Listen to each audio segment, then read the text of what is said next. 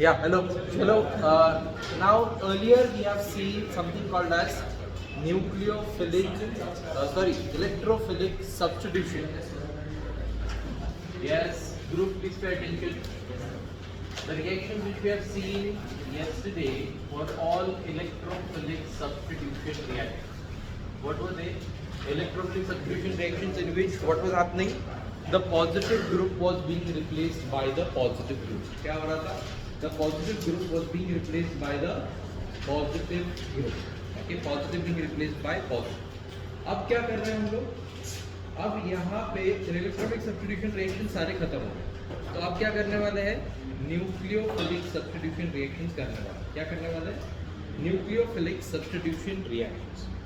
So in nucleophilic substitution reactions, please pay attention, in nucleophilic substitution reactions,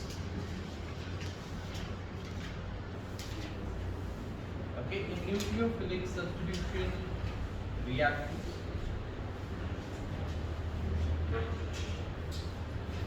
what are we going to do? We are going to do negative replaced by negative. But let me tell you that nucleophilic substitution reactions are very difficult to carry out in haloarenes. तो लिखो, give reason, अच्छे से लिखो, give reason why nucleophilic substitution reactions, give reason why nucleophilic substitution reactions are difficult to carry out in haloarenes. Give reason why nucleophilic substitution reactions are difficult to carry out in haloarenes. Give reason why nucleophilic substitution reactions are difficult to carry out in haloarenes.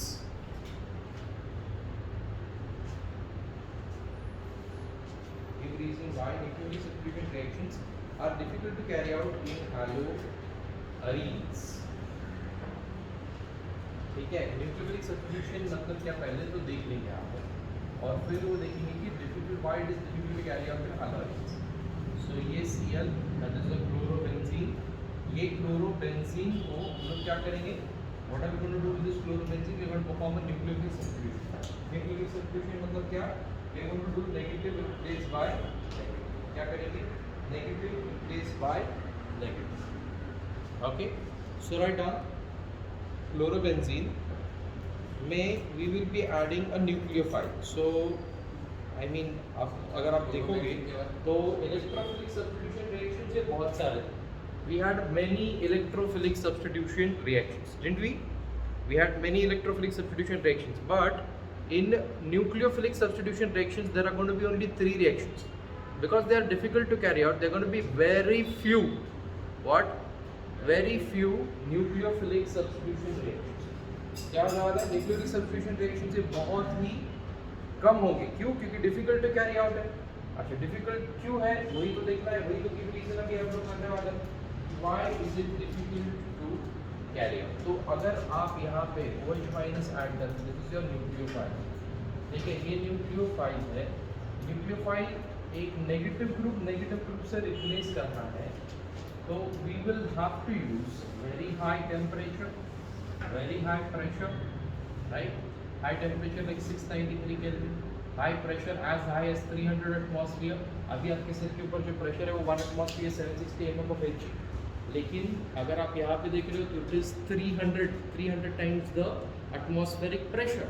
सो जब 300 times the atmospheric pressure use करेंगे, इतना high temperature use करेंगे 693 kelvin, तो ये CCl bond, carbon किधर है? Benzene में है, ये CCl बॉन्ड ब्रेक हो पाएगा, और उसको ब्रेक करना इतना आसान नहीं है. इसी की तो वजह है कि nucleophilic substitution is difficult to carry out.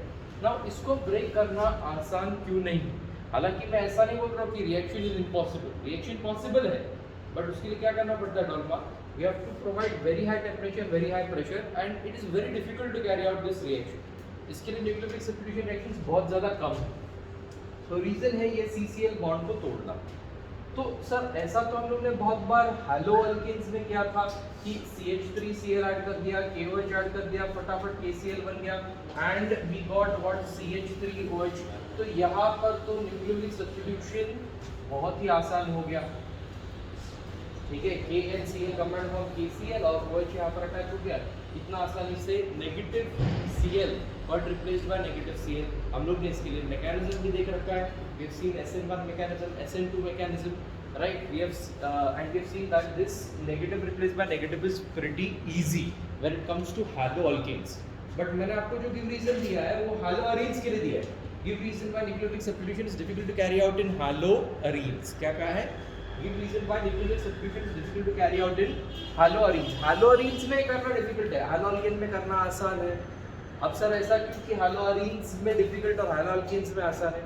क्या फर्क है haloarene और haloalkane में?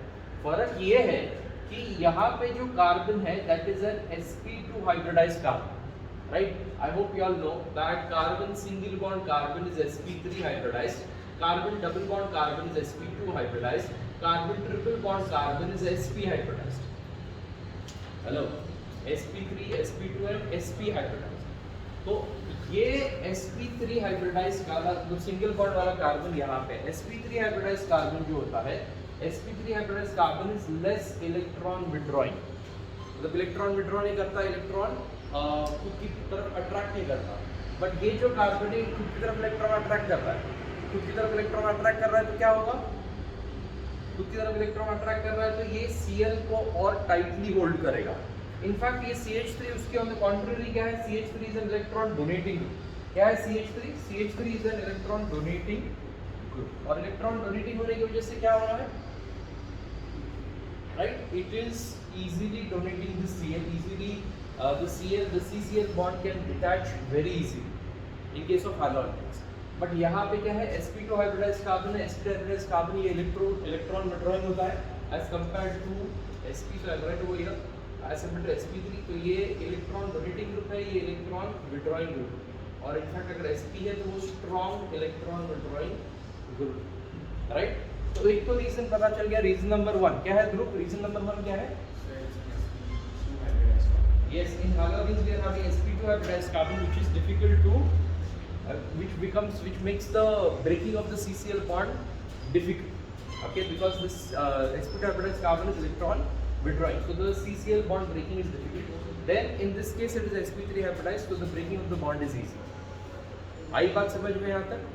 Then in आप लिख रहे हो क्या, फर्स्ट पॉइंट लिखा आपने? लिख लो फर्स्ट पॉइंट, फिर सेकंड पॉइंट बता दो quickly.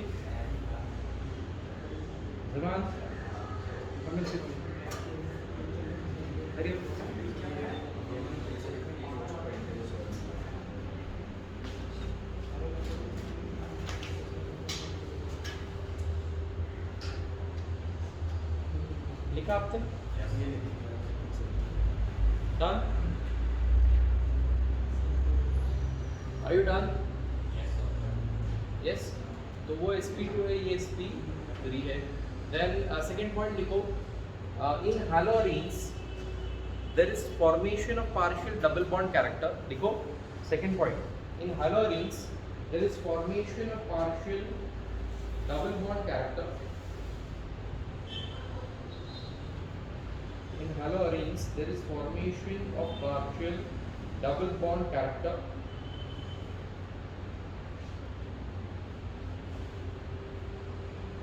formation of partial double bond character due to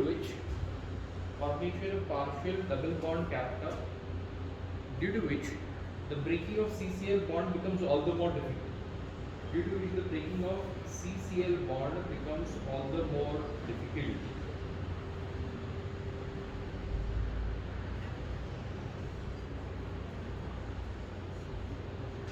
मतलब क्या कि ये जब रेजोनेट करेगा तो रेजोनेट करने के बाद में क्या होगा, यहाँ पे इलेक्ट्रॉन यहाँ पे डोनेट करने वाला है, ठीक है, Cl में अटैच टू बेंजीन के एक्सेस इलेक्ट्रॉन डोनेटिंग, तो यहाँ पे क्या होगा, there is going to be partial double bond character, right? क्या फॉर्म होगा, partial double bond character form होगा,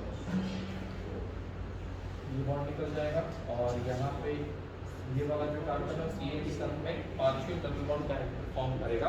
पार्शियल अभी आप तो फिर वो भी जानते हो कि सिंगल बॉन्ड से ज़्यादा डिफिकल्ट है डबल बॉन्ड को ब्रेक करना, सिंगल बॉन्ड से ज़्यादा डिफिकल्ट है डबल बॉन्ड को ब्रेक करना, तो double bond will become all the more difficult to break, but single bond was easier, but अभी डबल बॉन्ड बनने की वजह से और डिफिकल्ट हो गया।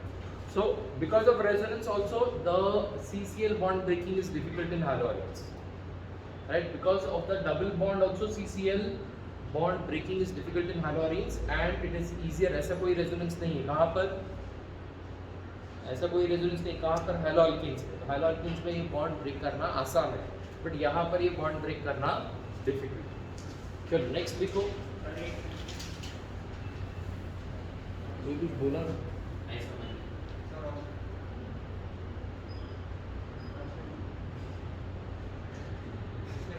पूछो ना फिर क्या क्वेश्चन है, डाउट है तो पूछो रोशन भाई. अच्छा 1 मिनट बोला, मैं ये ईयरफोन सुना पहना हूँ मतलब सुना ही नहीं जरा अच्छे से. ओके तो next right on next point. SN1 and SN2 mechanisms are also ruled out. SN1 and SN2 mechanisms are also ruled out. SN1 and SN2 mechanisms are also ruled out.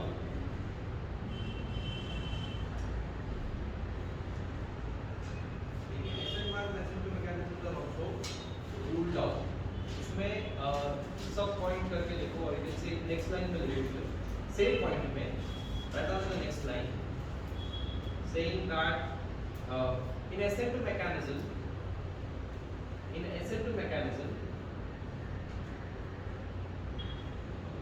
backside attack in SN2 mechanism there is backside attack performed by the nucleophile. There is backside attack performed by the nucleophile. There is backside attack performed by the nucleophile.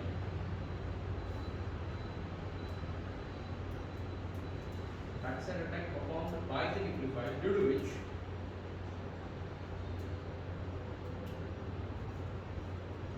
it is ruled out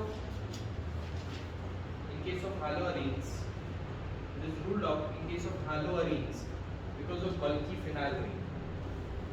Because of bulky case of phenyl ring. It is ruled out in case of haloarenes because of bulky phenyl ring.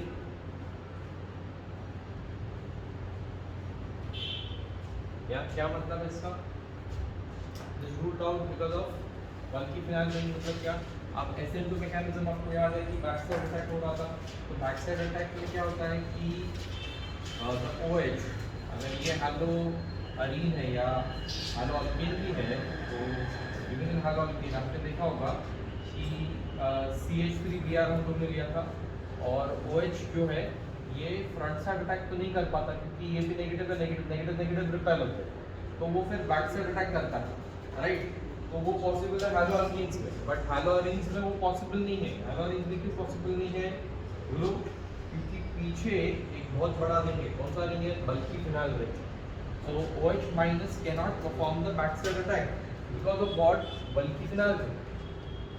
इस case में back side attack possible था, इस case में back side attack possible नहीं है. हैलोअल्कीन में possible था, हैलोअरीन में पॉसिबल नहीं है. क्यों पॉसिबल नहीं है? क्योंकि बल्कि फिनाइल रिंग का मतलब क्या है? बल्कि phenyl ring this is like if you calculate the molar mass of CH3 it is just 15 but if you calculate molar mass of benzene so it will cross something about more than 90. okay so chlorobenzene का more than 90 तो ये बल्कि phenyl ring बन जाता है. ऊपर से this is not only a ring it is a resonating ring. तो resonating ring को पीछे से अटैक करना, बैक साइड अटैक करना ठीक है वो इम्पॉसिबल है. तो SN2 mechanism is ruled out because of that reason. अब देखते हैं why is SN1 mechanism ruled out. Right on next line. SN1 mechanism is ruled out because of formation of phenyl cation. SN1 mechanism is ruled out because of formation of phenyl cation. ये जो मैं आपको विव reason दिखा के दे रहा हूँ ये आपको और एक चैप्टर में काम में आने वाला है. कौन से चैप्टर में सर? अमाइंस में काम में आने वाला है. ये सेम विव रीजन आपको अमाइंस में भी काम में आने वाला है. सो क्या लिखा आपने? SN1 mechanism is ruled out because of formation of phenyl कटाइन. Formation of phenyl कटाइन. Formation of phenyl cation. Okay, got it? Formation of phenyl cation. Phenyl cation मतलब क्या? फिनाइल के ऊपर एक पॉजिटिव चार्ज आ जाता है, ठीक है, which will form a zwitter ions, और zwitter ion बनने की वजह से it will lose its stability, and because it will lose its stability, बुरान objects will come flying at you, okay, especially footwear. So क्या बोल रहा हूँ मैं? क्लोरोबेंजीन। क्लोरोबेंजीन में क्या है कि जब रेजोनेंस होगा तो आप देख रहे हो कि यहाँ पे इस कार्बन पे देयर इज गोना बी, इस क्लोरीन पे there is gonna be positive charge, और यहाँ पे नेगेटिव चार्ज आएगा, राइट? तो अच्छा वो Cl प्लस इसलिए डबल या डबल बॉन्ड है, इसके लिए पॉजिटिव चार्ज आया है। इस कार्बन के क्लोरीन की वैलेंसी कितनी है? 1, बट बॉन्ड्स कितना अटैच हो गए उसको? 2। क्योंकि 7 बैलेंस बॉन्ड कितना अटैच हो गया इसको? 2। सो क्या बन रहा है यहाँ पे? ज्विटर आयन बन रहा है, right? And because of formation of zwitter ion हमेशा इंडिकेट्स अनस्टेबिलिटी। ज्विटर आयन की वजह से हमेशा क्या हो जाता है? रिंग और ग्रुप क्या हो जाता है? अनस्टेबल हो जाता है। इवन इन अमाइन एसिड जब हम लोगों ने ज्विटर आयन देखा था तो ज्विटर आयन वहाँ पे क्या इंडिकेट कर रहा था? अनस्टेबिलिटी इंडिकेट कर रहा था, सॉल्युबिलिटी उसकी लॉस हो गई। सॉल्युबिलिटी लॉस होने की वजह से, बोलो ना, ज्विटर आयन की सॉल्युबिलिटी लॉस होने की वजह से it became insoluble and it disrupted its own structure। Protein का खुद का स्ट्रक्चर डिसरप्ट हो गया, डीनेचुरेशन हो गया, और डीनेचुरेशन होने के बाद में you got the insoluble protein in the insoluble form। Do you remember? Zwitter ion study किया था, concept in biomolecules in the previous chapter। Okay, so यहाँ पे SN1 mechanism क्यों ruled out हो रहा है? Because of formation of Zwitter ion, because of formation of phenyl cation। Sir phenyl पे positive charge कहाँ पे? जब यहाँ पे नेगेटिव चार्ज है तो यहाँ पे पॉजिटिव चार्ज आता है। So a lot of Zwitter ions forming in here, so that's the reason why it is becoming unstable, and that is the reason why SN1 mechanism is also ruled out।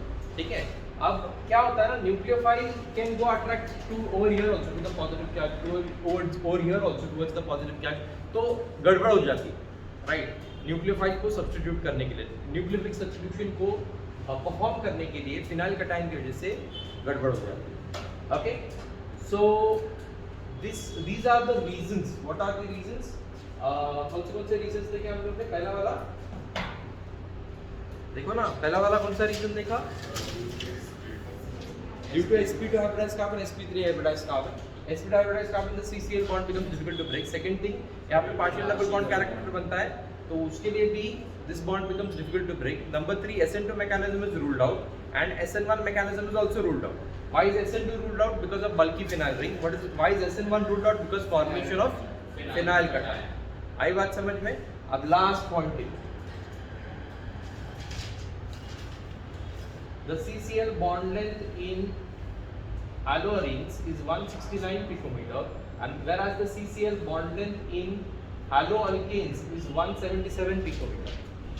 ठीक है, 169 को कुछ books में 170 लिखा है, 169 को कुछ books में 170 पिकोमीटर लिखा है, ठीक है? तो you can write whatever is given in your book. So इसका बॉन्ड लेंथ स्मॉल है, तो we have learned something. What have we learned?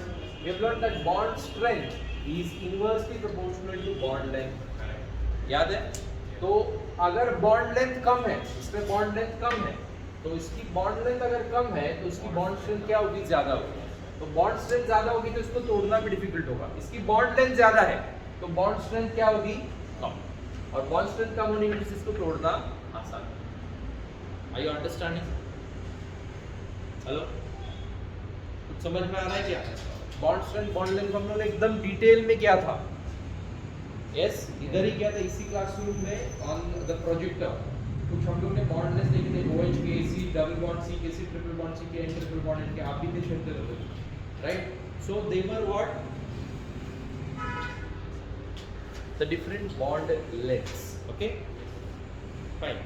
so this is nucleophilic substitution reaction। what is this nucleophilic substitution reaction? understood?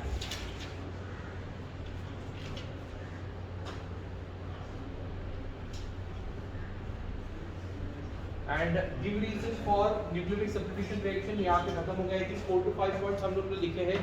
Siya 4 to 5 points हम लोग ने लिखे हैं for what? For why nucleophilic substitution reactions are difficult to carry out in halogens। क्यों difficult है उसके? क्या 4 to 5 points हम लोग ने लिख लिए। ठीक है, अब न्यूक्लियोफिलिक सब्स्टिट्यूशन रिएक्शन में ये आप पहला रिएक्शन लिख सकते हो, राइट।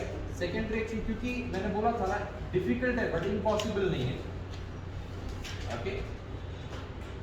सो एक बार साइनाइड ऐड करोगे, Cl- is the nucleophile over here and what is going to happen because of that, you will get cyanobenzene over here. क्या मिलेगा? cyanobenzene, 6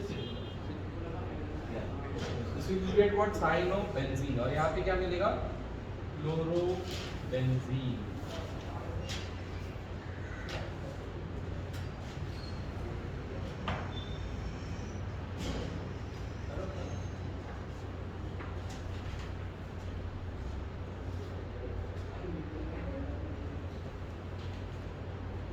So this is another nucleophilic substitution reaction.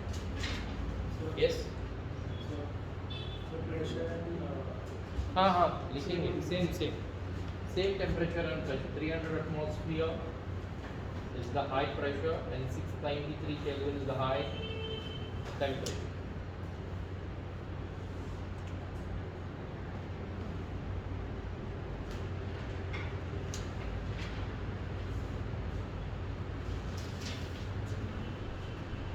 So these are what the nucleophilic substitution reactions.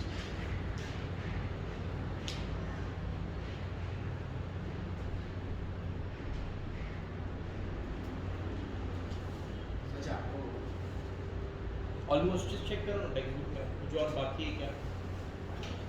I think we have finished this chapter. Just check if anything else is remaining.